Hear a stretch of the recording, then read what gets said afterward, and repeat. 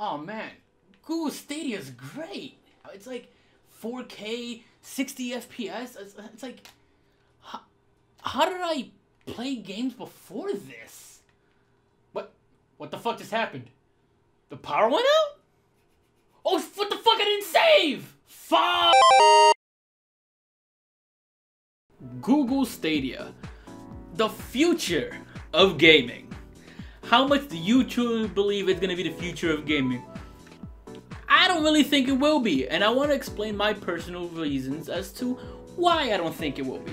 Now, I'm not going to just talk like I'm some kind of old head that doesn't want to move on with the future. I understand digital, as much as I don't want it to be, is the future. You're going to hear me say this again.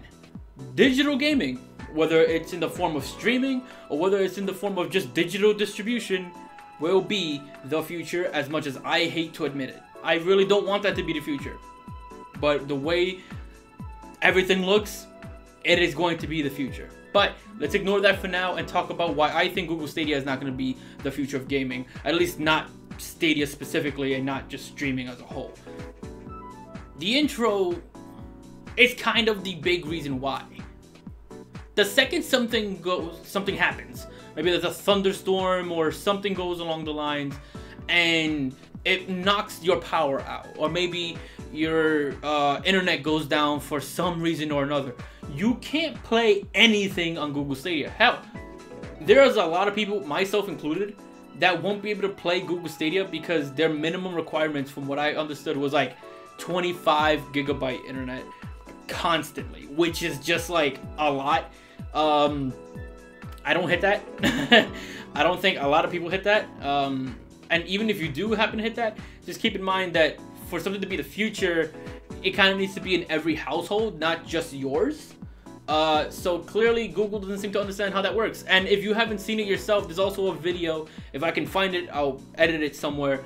But there's actually a video where someone presses like the jump button on Assassin's Creed Odyssey on Stadia, and it doesn't happen in the game till like a couple seconds later. Like, it's noticeably bad. I think the guy pressed it like 3 times before the game actually did it. That is really bad, especially in a situation where it's supposed to be the perfect setup for Google Stadia to be shown off on, and they couldn't even get it running right on that. So imagine like the average household. That's really bad. Okay.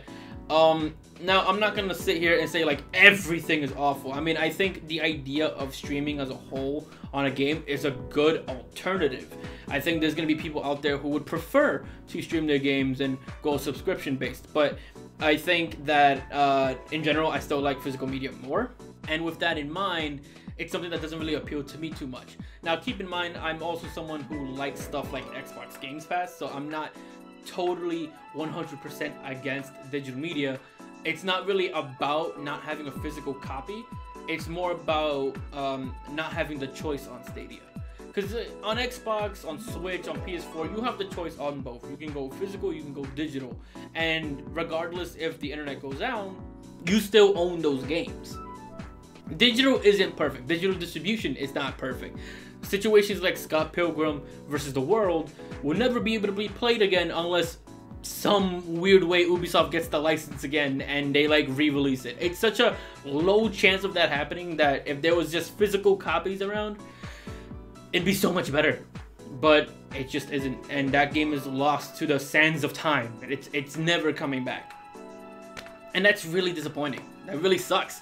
Like, I don't like it. I don't at all. I don't like how these companies are forcing digital distribution. If everything was a choice, I'd be okay with it. I'm not saying digital distribution has to go, but the choice and the fact that the choice is given to us is better than the alternative that Google's presenting by not giving you a choice on owning these games and just having it streamed only.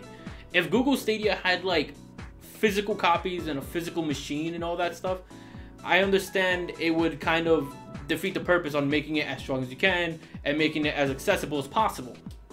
However, for people who worry about that kind of thing, there should be a choice. I'm not saying you shouldn't have streaming as like the main focus. You could do that. You could very well do that. But you know how they talked about having like what the Stadia box essentially is at their locations? they should be able to sell that commercially. Maybe they'll do that in the future, or maybe they did say that. I don't know. I'm not an expert on the topic. I'm not some crazy fake tech head that doesn't really understand how tech works and is gonna, you know, tell you guys how shit should be run. I am not that person. Go to fucking anyone else, because I'm not that guy. But for the love of God, Google Stadia, you have a lot of things you need to work on, because if you can't get it to work on your own show floor, how do you expect it to work from someone who lives in the projects or someone who lives in all these different places? Your spiel on most of this presentation was you saying how this would make it accessible to everybody. But how the fuck is this accessible to everybody when you need this internet connection active and on at all times? It's only in US, Canada, and some parts of Europe. Like, it's not like it's going to everywhere. And even in those places, there's going to be specific people who are not going to be able to afford the internet that is required to run anything on Stadia. It's kind of stupid. It's kind of like looking at an Xbox One situation where everything was kind of like digital, except like times 10. Like, it's like way above that. So I'm not completely against the idea of streaming games. It's not something I would do, but I think it should be a choice. I think there should be like a Stadia box that you can buy, and sure, it might be expensive, but at least you get to own the console, own the hardware that they're running these games off of, and also offer the streaming platform, the streaming service for people who don't want to buy the box. I think that makes sense. Unless there's something I'm missing that makes that like totally impossible, I don't totally understand why that wouldn't be the case. And again, maybe Google did say that's going to be a thing, and if that's the case, I don't have much problems with Stadia. There's just a lot of things I'm not a fan of. Like, and something else too. The fact that the controller connects via Wi-Fi.